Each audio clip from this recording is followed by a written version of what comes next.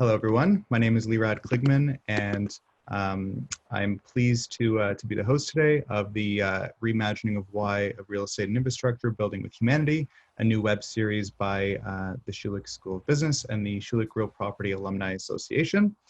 This is now episode 6. We're very excited to be joined by an esteemed group of sustainable building professionals today to discuss healthy buildings, the role of the building user, and the why behind their work. Episode 6 is called Commercial Real Estate at the Intersection of Sustainability and Building User Needs. So it's my privilege now to introduce us to our speakers today. So first up, we've got Whitney Austin Gray. She's Senior Vice President at the International Well Building Institute.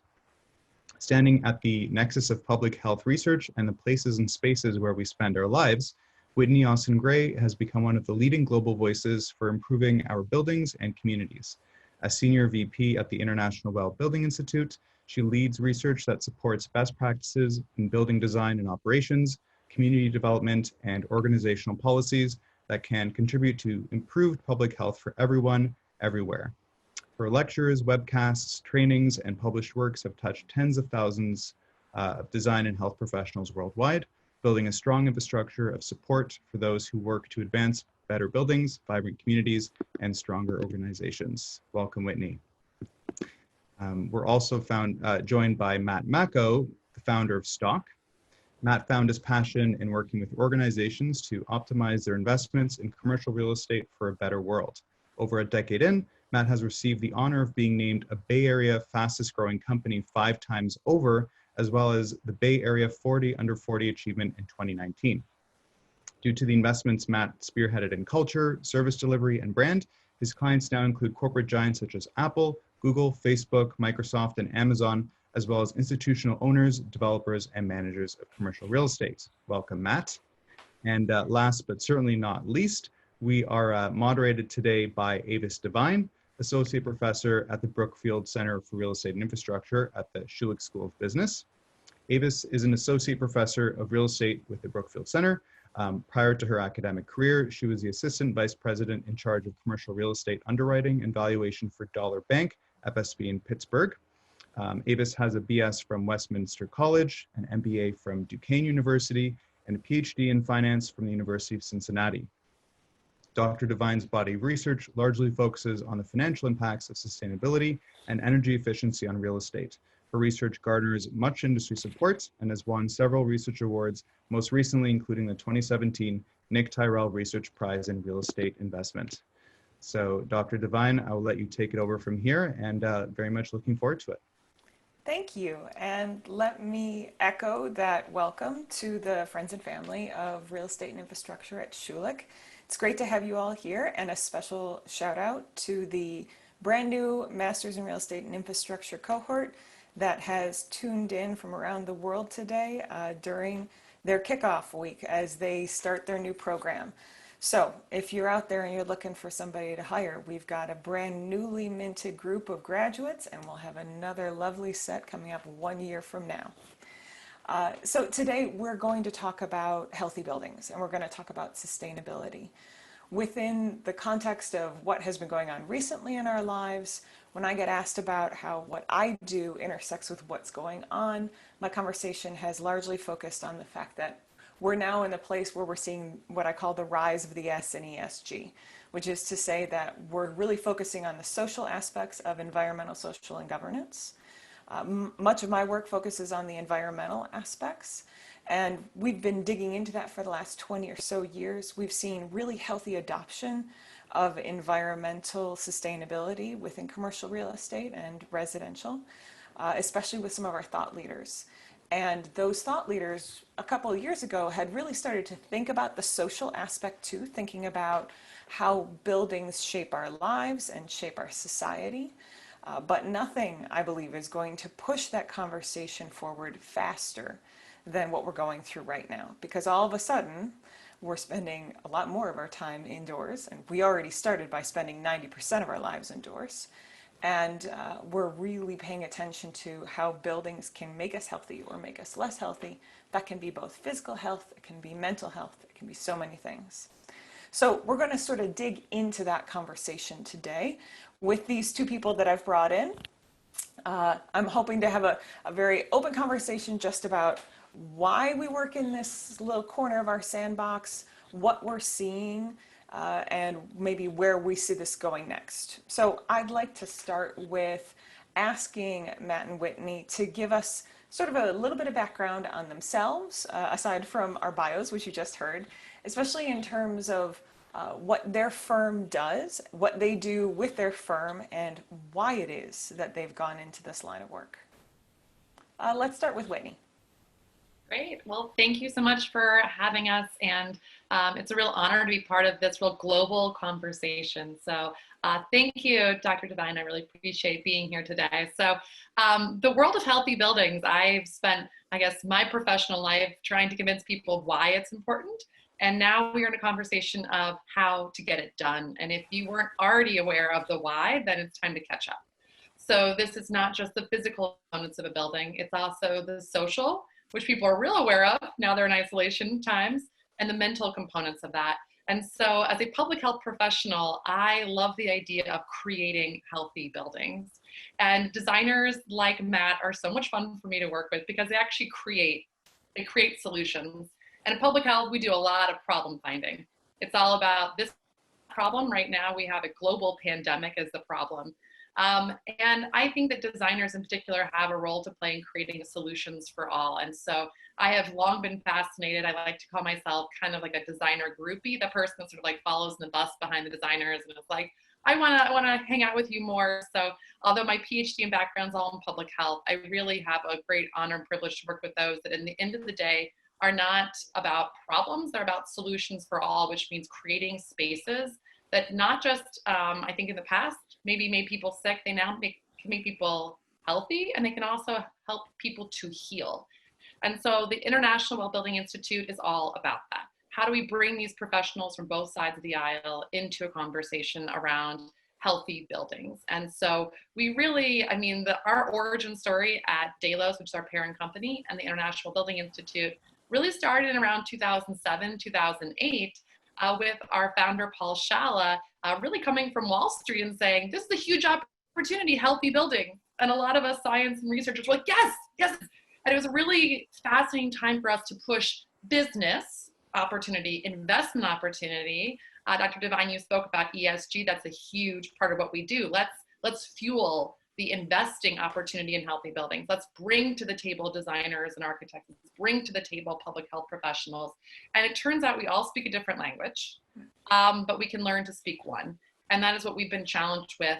So the International Building Institute was founded with that idea and mission in place to help design healthier buildings for all in all corners of the world is our goal. And so we developed the International Well Building Institute and the Well Building Standard, which is a set of over 100 features that any project, either new or going through renovation, can explore. That looks at topics around air, which we're super aware of right now, whether it's the wildfire crisis or the pandemic.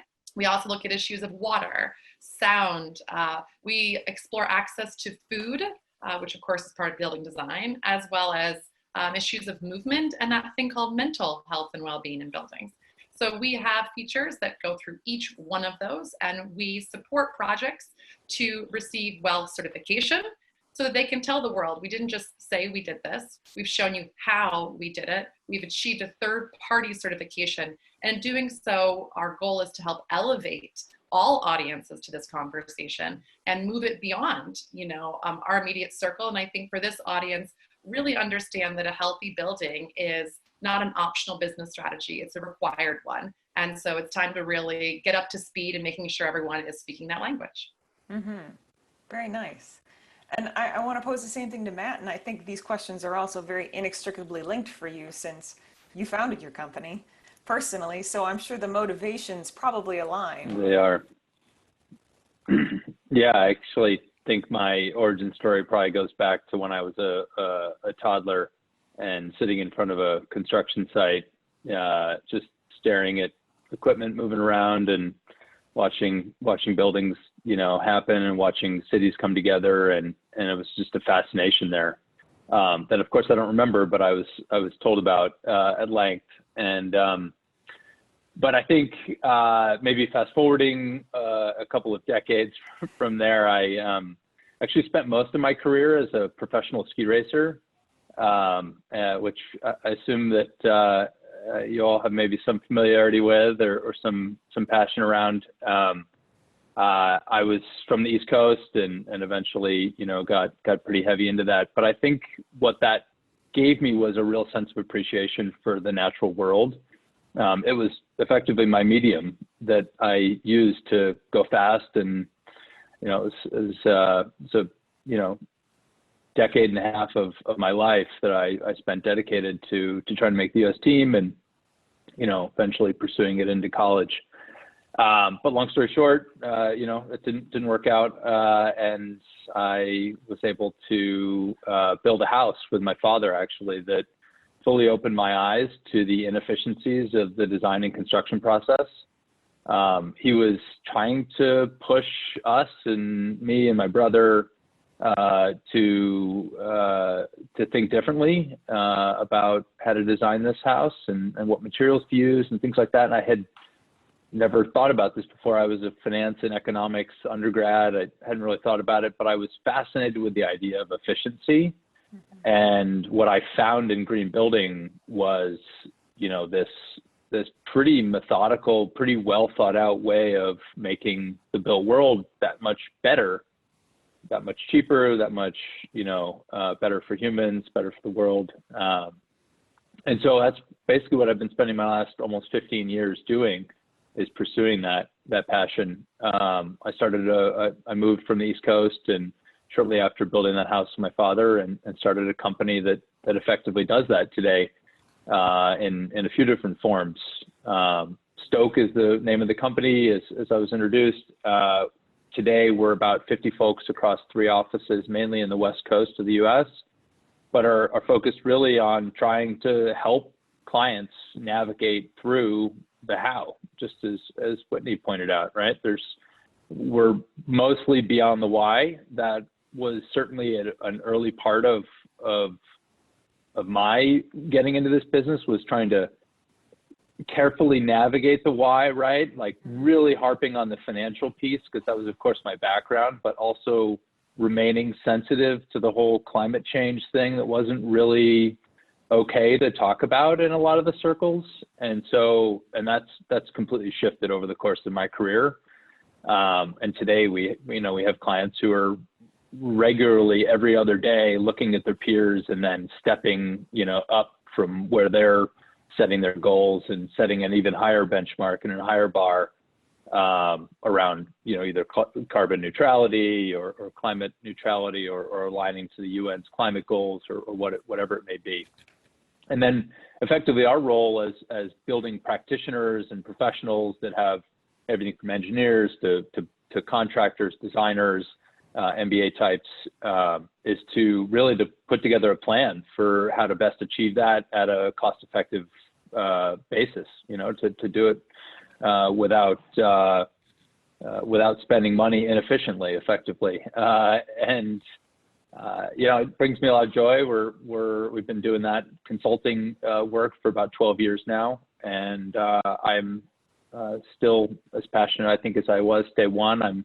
I'm now trying to take our learnings from that consulting work that we've done and turn it into our own buildings, actually, our own multifamily developments that are both carbon neutral and well certified. Nice. So obviously, when you say you harp on the financial benefits, that resonates with me big time, because that's pretty much what I do. I Sure. Professionally harp on the financial benefits of environmental sustainability for commercial real estate. That could be my bio. And it's not lost on me also that the thing that all 3 of us share here is that we're all in the business of measurement, right? We're all measuring these things that we sort of are now. I think the 3 of us maybe agreed on their importance a little further back. When you said that story about your toddler nature and where that's rooted from, my parents have a similar story about me from a 3rd grade art project. So And Whitney, you may have a story of your pre-10-year-old self as well that did a little foreboding on the green thing or the health thing. But here we are now sort of speaking to the other adopters, but so much of what we all are focused on is measuring. I measure financial, maybe Whitney, what you view is more measuring actual health. And Matt, I think of you as measuring maybe both or either and doing it within the process of real estate construction, particularly, and outfitting our existing buildings. But within that concept especially, oh, and let me pause right now and just say, the Q&A box is open, ladies and gentlemen. If you've got burning questions related to this topic, please feel free to post them there, and we'll take a hit at them a little bit later on. But within this framework, what are your organization's target audience and main goals? So how are you advancing these things that we all just talked about? And let's go back to Whitney. Sure. So the business case of a healthy building has, to some extent, an ironic ring. I remember being at an early presentation, having someone say to me, when someone asks for the business case, it's because they want an excuse not to do it. And I thought, I'm not entirely sure I agree, but it was a sort of provocative note of, what is the role of metrics and who is your audience? And that's really where I turn to the innovation adoption curve. If you're not familiar, I encourage you to look at it, because the innovators and early adopters, that first, 13%, they're willing to do it because they want to be first, because they understand, the importance of sustainability and health and many of the things that Matt just said. Right? And then they're looking for how they can get it done. But when we move further in the adoption curve for a well building, you have a different audience that needs a different proof case, and it has a very different listening. And at the Well Building Institute, we are very focused on understanding that different people come to this in a different conversation. And it's not one size fits all business case approach. And so when I'm speaking to investors, there are some that are going to say, I want to make sure that I'm the best company, number one, I'm the innovator out there, because I want to recruit and retain the top talent, and I can't risk losing the talent at the back end because someone serves a better salmon lunch and has better benefit package. Others would say that just tell me what I have to do to report my ESG score and care how I get there. What box and what line do I need to check on my GRI, my SASB, or my... And so those people come in with different listening, and we have to make sure that we give them tools so that the innovator can communicate clearly in their corporate sustainability report. What are they ahead of the curve beyond just what's required in ESG? The other person that's being told to do this that may not care, but we also want to bring them along because that is part of adopting to the status quo and the main part of our population. We need to also create a tool that says, yep, check box 18A. That'll show you you've been well certified, you went through a third party, you've done your job, and you can report that accurately to your organization. And that's just the investor level of the business case. Then we get into those operators and owners. We get into the practitioners, which are very much our frontline sales force that are out there saying, client, I know you, I know your region, I know your construction firm, and I'm going to get you over the line to understand how you're going to be able to convince your organization. And then we have the actual occupants, that's you and I. So we are in spaces all the time questioning, is this space healthy for me? And for many, I call it the agreement reality. You agreed that your reality was a beige on beige on beige office. I call it a B3 office. And now you're at home, and background is a great example of saying, I'm not in a beige on beige on beige office anymore. I'm in nature, right? I'm looking at my own sleep rhythms. I'm understanding when I need to take a walk during the day or when I need to get food. I'm not trapped in a beige on beige office, and I fundamentally do not want to go back to a job that says I have to. So the business case and our audience, I think it's really important that we understand each one of their needs. There's a story to each one. And as a scientist and researcher, as much as we like to hide behind numbers, there are faces behind those numbers. We have to remind ourselves, without a story that talks to the investor, that's the 2.5% innovator, that speaks to the person that just wants to get the job done on their ESG reporting, that we speak to the practitioner that's on the front lines of the client saying, I need this answer yesterday, and really to the occupant that's saying, how is my life going to be influenced? What air am I breathing? What are particulates? How is coronavirus virus, we're looking at aerosolization issues now. How does this literally impact me and what do I need to know? And so I think what we've learned very much is that numbers are powerful. They help us to speak that language between disciplines. They help us to reach the stakeholders and get very serious. I don't want to hear someone say a healthy building is a great thing to do. You come empowered with numbers. You come empowered to understand that argument, but also make sure that we're telling the story and that we're doing it in context that relates to each one of those stories. Mm-hmm.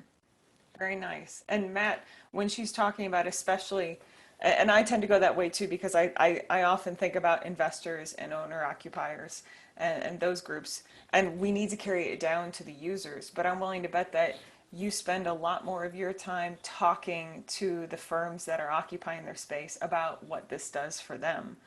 And maybe also just in your residential work in the individuals who occupy that space and what this does for them. But I could be wrong. So tell us, how do you approach that? Who's your target audience and how are you addressing this? Yeah, you're spot on in terms of our focus on the corporate users of space, particularly office space. That's the main thing that they occupy. And it's so interesting because I think peer pressure is really truly this huge motivator that we don't necessarily think of, but amongst the Bay Area, corporate groups and obviously they're mainly in tech and they've all done, fairly well over the years. The region's grown, the companies are, having explosive growth, for decades now. And they do have the ability to think about these things from an aspirational standpoint, and they have teams dedicated to it. I mean, I think Google probably has 50 to 75 people fully dedicated to either sustainability, health, and or some sort of nature-based incorporation into their spaces and outdoor spaces. They're by far, in my mind, leading the pack. I always kind of attest that I think Google really started the healthy materials movement with such a focus on, it was apparently stories where Sergey would go around and smell the products to see if they smelled bad and had, or were toxic to his nose, I guess, and then would, effectively discard them out. But that level of rigor and that level of focus around the employee and the well-being of that employee and recognizing that employee is actually where the core value of the organization is was something I think that those groups really pioneered. And we just happened to end up starting a business in the Bay Area, but, got, I think, lucky over the years in being able to help them navigate much of what became early on, like, I think we should do LEED, and now has become, we're fully committed to 1.5 degrees C, and it drives absolutely everything straight down into our business. Corporates aren't the only group that we focus on. Whitney brings out the fact, and Avis as well, but the capital and what's happened with the peer pressure amongst GRES, the Global Real Estate Sustainability Benchmark. I think the stat is, and you may have more recent data, but 75 of the top 100 institutional managers are now reporting to GRES, which means that they now have the same peer pressure that the corporates were feeling amongst themselves around talent that's driving much of this. And therefore, those two groups are our main target audiences at this point. I will say that there are other kind of segments of the market that have particular kind of sensitivities to some of these issues. One of them is healthcare and biotech, and really, the healthcare side of things, where people are interfacing with those companies and those buildings and things like that. It's an obvious area, but also in K through 12, all the way up through university, and how education is run and how those facilities are, built, managed. I mean, I think the fact that we put, a large portion of our children in trailers, to learn, parked in a parking lot outside of a school building because there's overcrowding is not only no way to learn, but it's also, to the work that Whitney has done over her career, is just not setting them up for success in any way, you know, from a health or attention span or anything like that. So yeah, those are our main target audiences, but there's these just kind of nuances that sit on the fringes. I will say the audiences that probably are the least up the learning curve is the municipal and kind of governmental groups that obviously control a lot of real estate and a lot of buildings, but really just don't seem to have it as quite a priority yet. They're more focused on carbon and climate.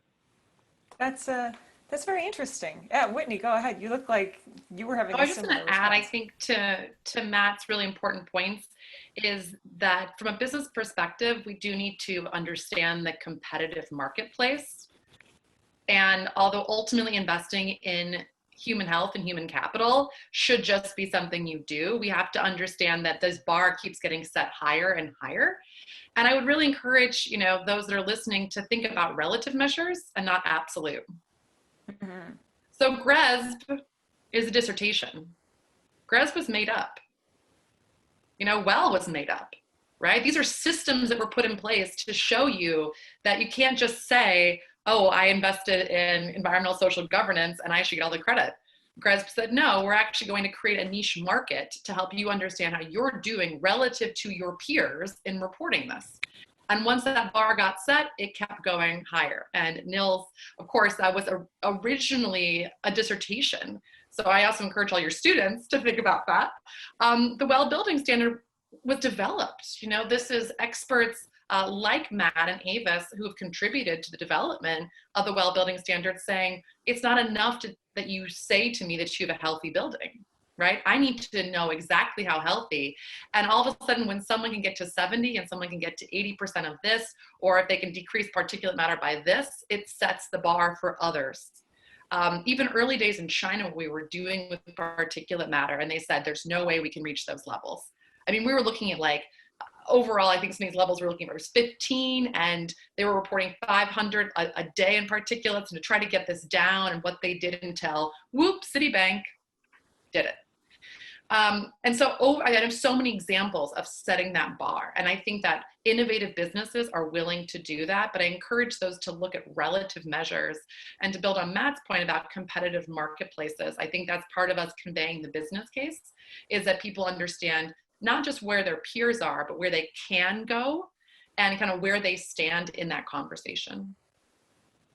That's interesting. And I really, what resonated with me also in what Matt said was the concept of that we are leveraging peer pressure in many of these cases, and that's not a bad thing. Oftentimes we do think of peer pressure as being a negative concept, but there's nothing wrong with it if we use it correctly and maybe to certain good outcomes. Obviously, it's a tool, much like the frameworks that Whitney just identified. So we just have to make sure we're utilizing them for the better good, not for evil, in order to, maximize what we get out of them. We did get a question here from Andrei Kuzmicki, who is one of the grandfathers of real estate at, maybe he doesn't like that, fathers of real estate at Schulich.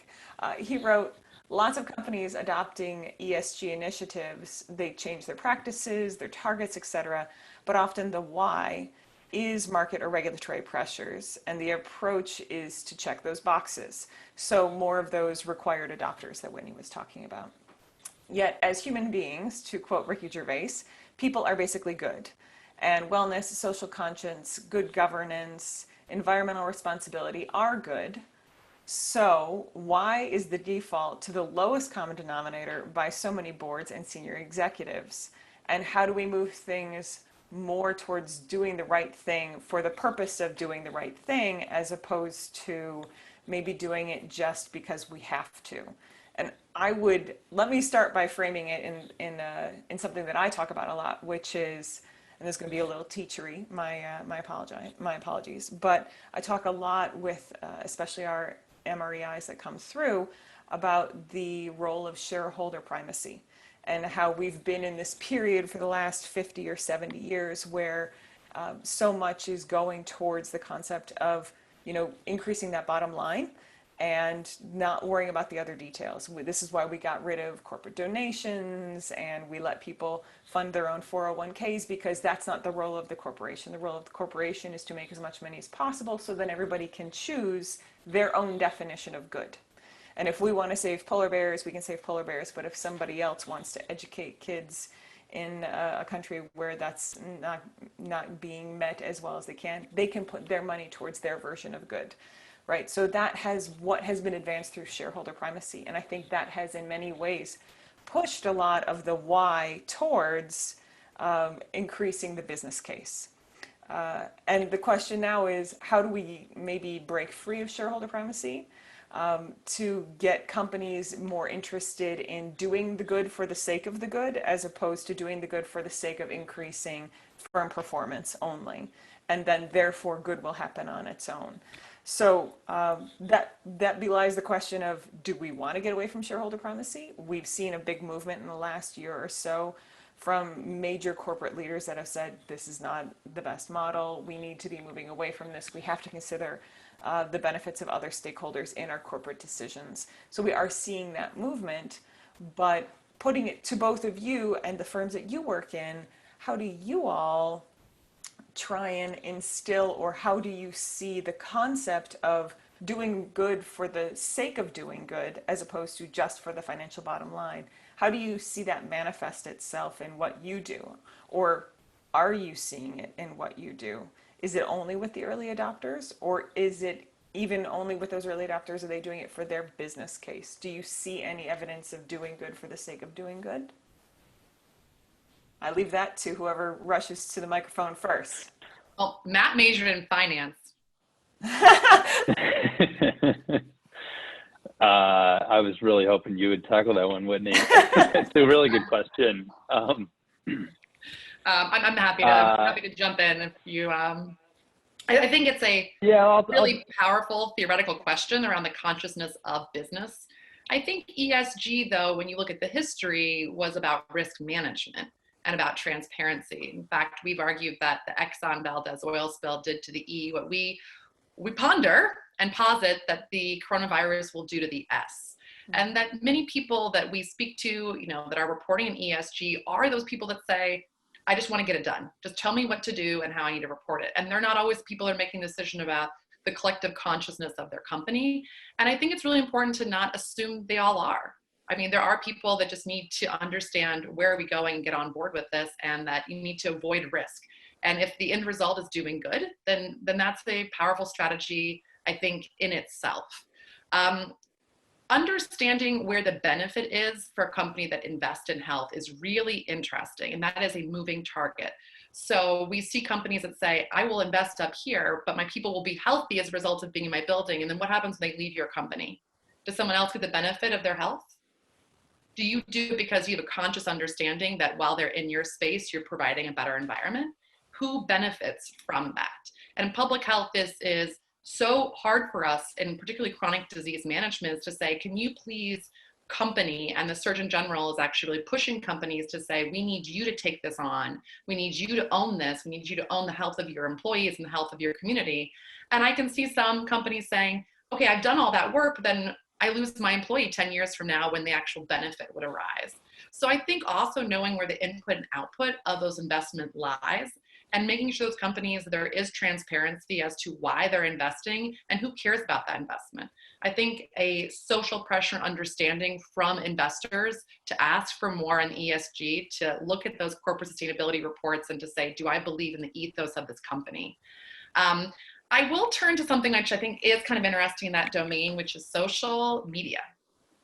So if anyone's familiar with Roy On's work, he works at NORC out of University of Chicago and has done some fascinating analysis to look at the Fortune 500 companies and how they've reported on health and human capital metrics in the past. And he's also looked at these transparency issues, whereas maybe 10, 20 years ago, companies might have been able to hide and saying, yeah, sure, we're investing in human health and we're doing everything right. Now people on social media can say, well, fill in the blank company, you said you were doing that, but it turns out you're not having equal pay. And that is now public record. And Dr. On actually requested those records to be able to go through and understand, are companies actually standing for what they say they're going to, and are their workers agreeing with that, particularly in the public domain space. So I wonder if we're also going to see a collective conscience from those workers that are pushing transparency for their companies. And some of these comments can really affect IPOs. Right? We've seen that play forward with certain companies where they're not having representation of women on the board, where they're not, having really good behavior towards their clients and how they're treating their clients and workers. And I have many examples, and I won't name names, but it's to say that we need to think of pressure points. We need to understand that it's not one size fits all. I think ESG is a risk conversation predominantly.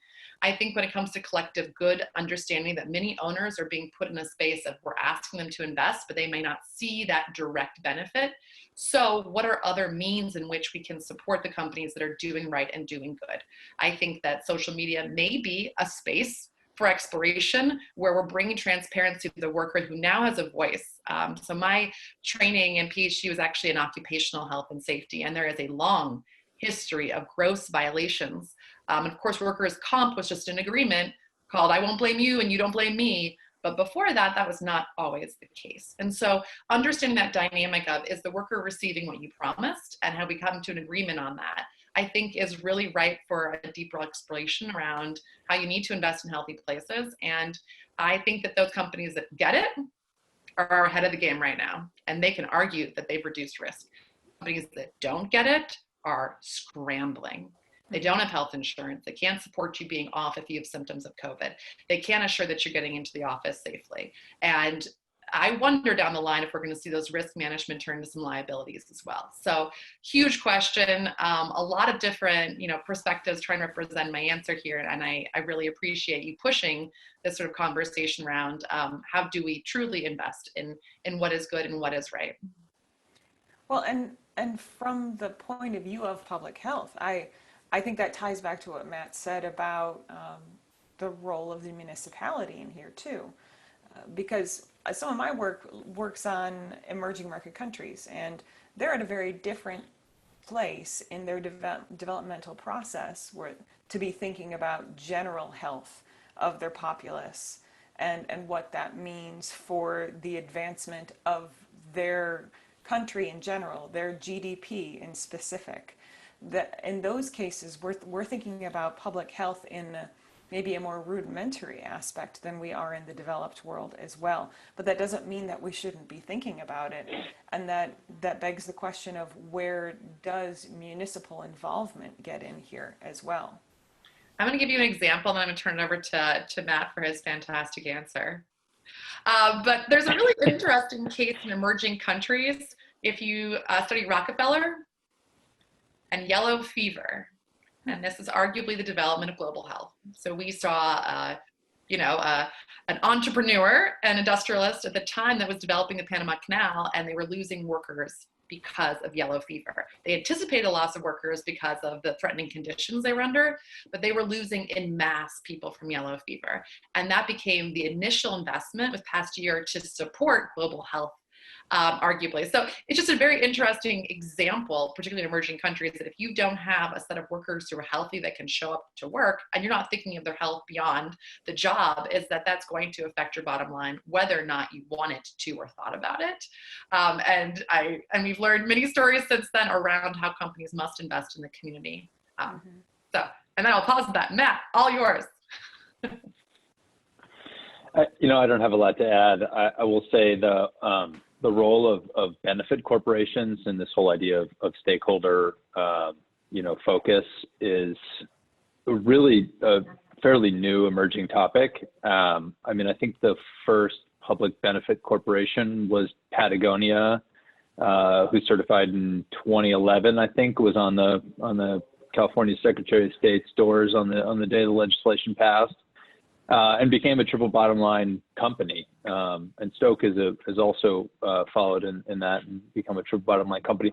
So you think about that's like maybe a decade old, and it's effectively a certification and a promise. And there's a lot of companies that are doing things similar to it, either 1% for the planet or something like that. I think that trend will grow. But I think to answer the question specifically of why, if people are good, why don't they do good more regularly, is the whole sticking your neck out, you know, in a again, a peer pressure type of situation, right? Nobody wants to put their job on the line if there's even the remote idea of a risk of being wrong that might say like 5%, for instance, that they're wrong, or 10% that they're wrong, right?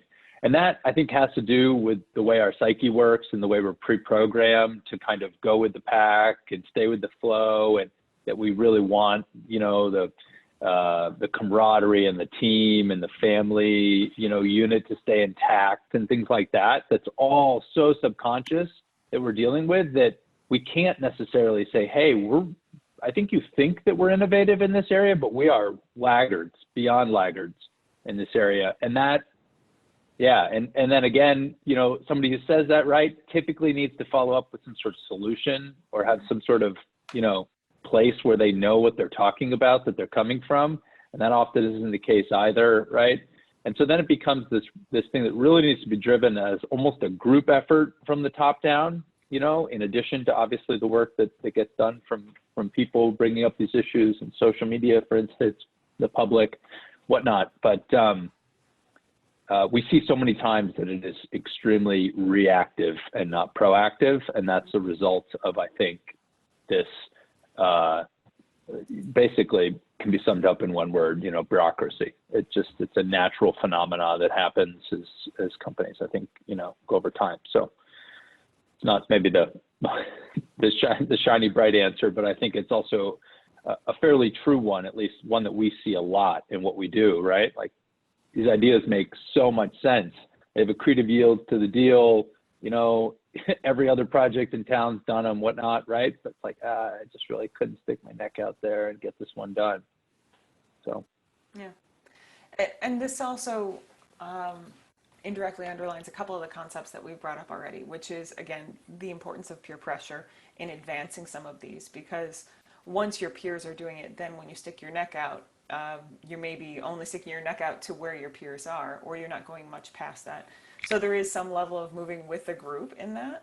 And also, it speaks to something that we've mentioned a couple of times, but I think is important to bring out specifically, which is the concept of third-party certification.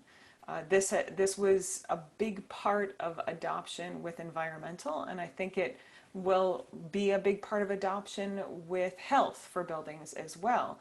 And when I did some of my dissertation on the role of third-party adoption and how it's perceived by the market, as opposed to, as I would say, you just doing the green stuff and not getting somebody else to certify it, and how the market prices your environmental commitment versus a third-party certified environmental commitment. And spoiler alert, the market price is about twice as worthy if it's third-party certified.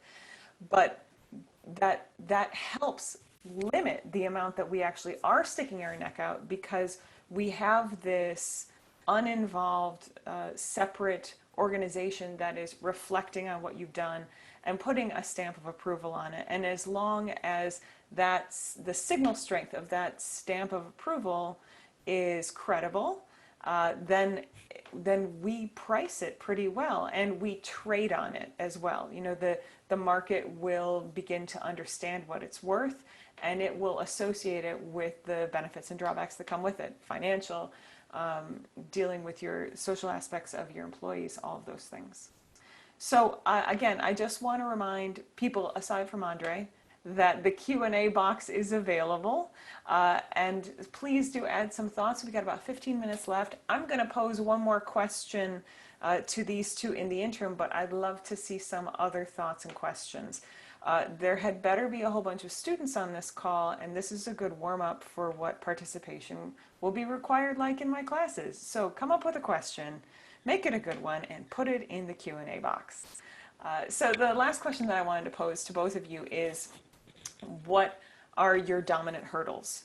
And what are those hurdles that you're looking at today? And, oh, I got a former student question. There we go.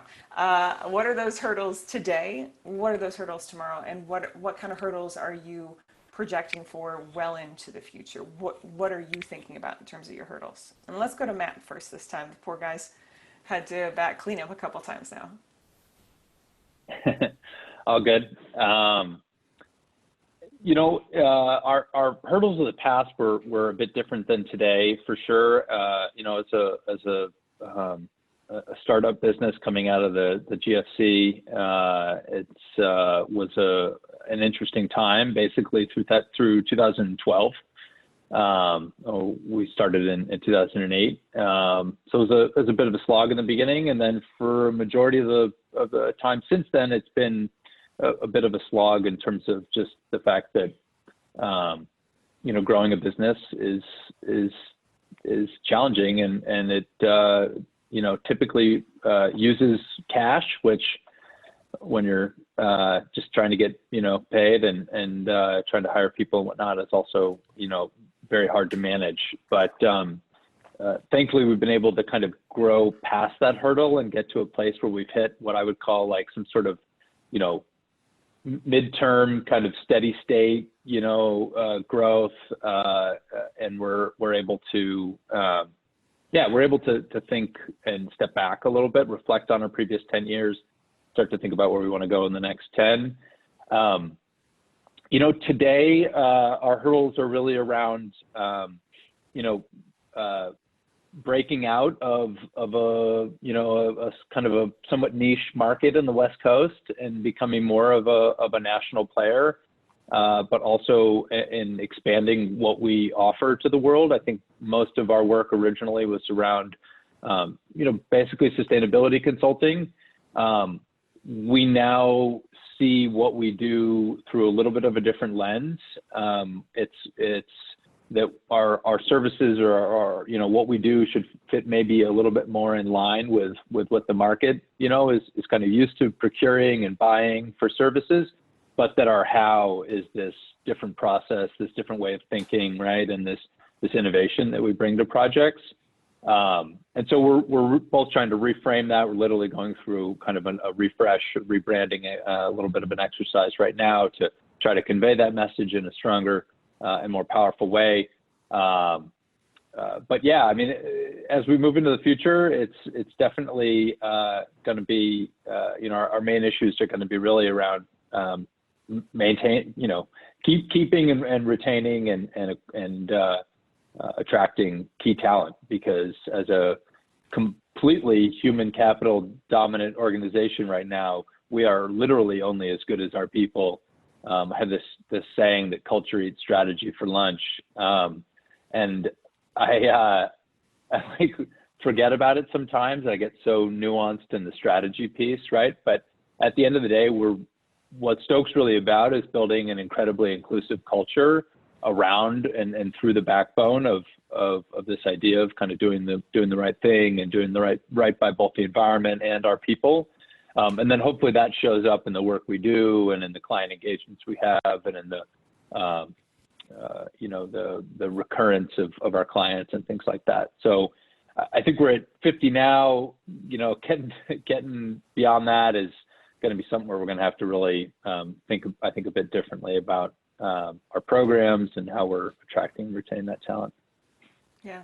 One of my favorite themes that comes up often when I take students on building tours or to talk to leasing people is this concept that when the leasing agent says, tours are so different now than they were 10 years ago. It used to be you want to see the CEO's office and how far it is to their parking spot and that sort of thing. And now it's just HR departments that are on those tours, and they're thinking about what that space is like for everybody.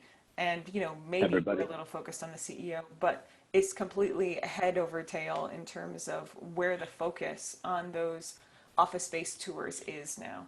So that really goes to that culture eats strategy for lunch concept, right? Yep. Whitney, how about you? Yep. Any thoughts? Yeah, I can build on that. I mean, our biggest question is, how much is your health worth? How much would you pay for your health or the health of your employees? And that's even been optional is challenging, that it's been exclusive we're very focused on health for all, this issue of health equity. When we talk about wellness and people associate that as an exclusive right of some, what you don't understand is that we share spaces and it's the community issue. And so how we take care of nature affects the community space, right? How we take care of each other, mass transit affects that. Yeah, so there's these like very interwoven dynamics around how much will you pay for your health? And I think public health is not sold itself as being the sexiest thing in the past. I think we can oftentimes come across like this should be done. But you know, health's a lot sexier than a really big atrium or a golf tournament. And you know, we're rethinking this idea that as people are trying to understand, do I trust my employer? How do I trust my employer? Is that certification and the well building standard is really served for many to say, I know that my employer has done everything that they said they could do for my health. And then they've conveyed to me why they couldn't maybe do everything, right? Because this is all a risk game when it comes to COVID. This is going to be the idea of you got 10 things that you can do. Is your employer doing 9 of them or 1 of them? And are you willing to go back into the office and take on the risk of those other 9 that they didn't do? And so well certification is going to be that path to say, I'm willing to pay for health. And as an employer, you can trust that I've done what I said I was going to do, and I'm transparent about what I can't do. As an organization, you know, I think we struggle with people thinking that health is optional and it's expensive. For many, well isn't easy, and I can't wait for the day that it is. And that really goes to show just how difficult it is. For many of our buildings, 1 in 3 worldwide have been considered a sick building. So what does it take to get mold out of our buildings, to increase airflow, ventilation, just change your filters in time? Issues around humidity and like water purification that are pretty rudimentary, but well picks up where policy, you know, drops off. And we also raise the ceiling to say you could go a lot further if you were really strategic. So right now we've released the health and safety rating this summer. That is for facility managers to do right now. It does not require that capital expenditure for buildings, but they can actually look at a portion of the well building standards specifically on how they're responding to COVID, and they can employ 15 of 21 strategies we put forward. And that has been a huge, huge lift for our company to say, okay, we're not gonna wait, because some people need to know what they can do right now to invest in health. And that's been very successful for a lot of projects to say, great, 15 out of 21 strategies, this goes to the facility manager, let's get it done. So the first challenge is that health shouldn't be something that you're asking yourself whether I pay for it or not. You know, this should be a benefit, it should be a benefit for all. Secondly, we need tools that make it easy for people to say yes. I think 3, we need to increase transparency and trust of our organizations. We do that through data. 4 is that we do not have enough of you in our field. So I teach at Georgetown, and whenever and however I can support my colleagues around the world to really push education, is that my goal from this call is that one of you decides to go into this field, you know, and hell, not one, let's just go for, you know, a lot of people decide to really professionally pursue understanding where healthy buildings plays in to a successful company, because we need to improve the language between business and planning, architecture, design, and public health. And so we need the workforce to do that. So these are big challenges. I think we're up to it. I had someone ask me early on do you feel like talking about healthy buildings is opportunistic during a pandemic? And I was like, are you kidding? In public health, we knew this was coming. Mm-hmm. We didn't know the name of it. We didn't know the exact date of it, but we knew that the pieces were in place. And we know that zoonotic diseases, we know that novel viruses can and will spread given the opportunity. And for those of us in the field of healthy buildings, this is our time to speak about the fact that this is critical. It's not optional. It's not something that you should be thinking about whether you pay for it or not. We need to improve that conversation, the language, the people, and those that are trained, I think, to hold the torch, because we're fundamentally going to shift moving forward in this field. Okay, what you just said reminds me of something I heard someone recently say, which is that this isn't new to us, this pandemic issue. It's just that we've been in phase 4 for about 100 years, and so we've forgotten how to be in phase 3 and phase 2, and now we're relearning that. But that doesn't mean that we shouldn't just because this is going on right now, we shouldn't continue to advance these conversations. I did have a question, highly related, come in for well certification related, and it says that there's a framework called Soft Landings Framework, where the building delivery process involves improving operating performance by involving users and clients' expectations. Has there been any instance where the well certification was integrated as part of this process or something similar to it?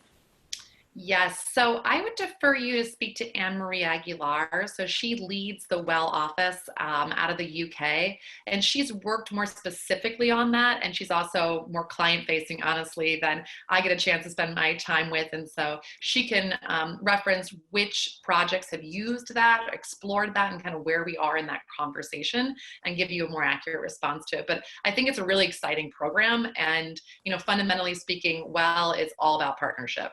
If someone else is doing it well, literally, then we want to make sure that that's teed up so that the project receives credit for that, and that we're trying to figure out how we can make it easier for the client. A great example of that is, of course, with the U.S. Green Building Council, the LEED system worked very closely with BREEAM out of the gates with Well to say, you know, you're working on green building design, we're working on healthy building design.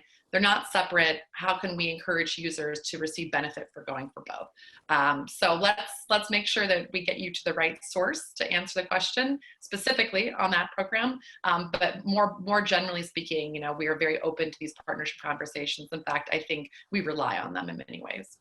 Okay. We only had one other really freestanding question, and I'm going to touch on it briefly, and then I'm going to tell Patrick that if he wants to talk about it more, he can follow up with me. But that question was about emerging and developing countries. And on that topic, is ESG even a priority for these countries? If not, how do we make it a priority, especially considering that the greatest growth in global population in the future is anticipated in these areas of the world?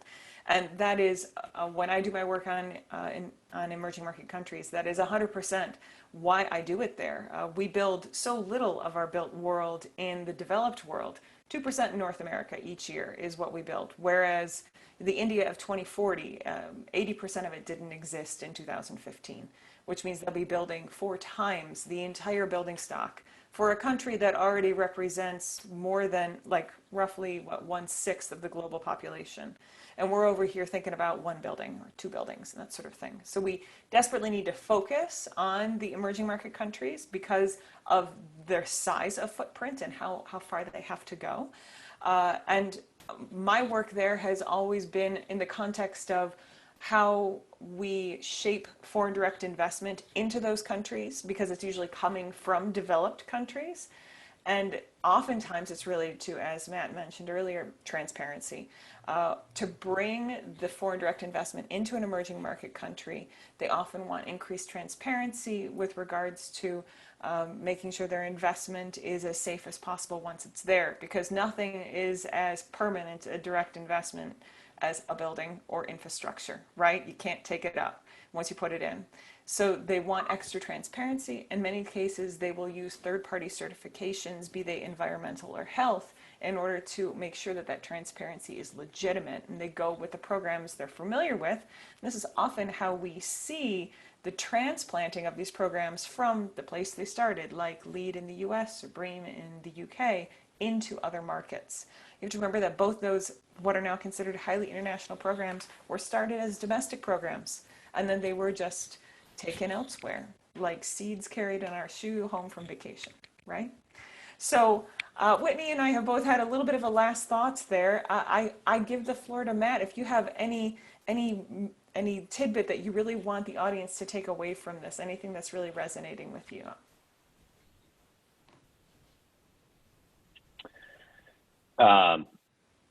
I used to have some super inspirational thoughts for youth, and maybe it's because I'm not quite as young that I don't have some of those inspirational thoughts anymore. But I will say for the students on the call, this is an incredible industry. Obviously, you know, you're probably already interested in some way, shape, or form in real estate. It's this great creative medium that we get to play with, and the world of climate and health is only expanding.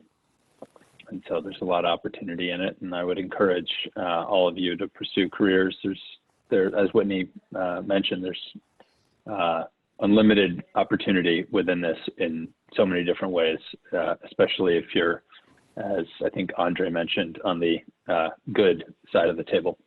Mm-hmm. Yes, thank you. And thank you both for joining me today. I've really enjoyed this time for us to talk. I hope everybody on the other side of the lens enjoyed this as well. And I turn it back over to Liran. Thank you, Avis. And thank you, Matt and Whitney, for sharing your unique perspectives today. I speak on behalf of all the attendees that it was an enlightening discussion and definitely a bright future ahead. So thank you for sharing everything with us. And again, thanks everyone for joining us today. And we're going to send you some more updates by email and LinkedIn. So stay tuned for some more exciting content from us. So on that note, have a great day and thanks a lot for joining us.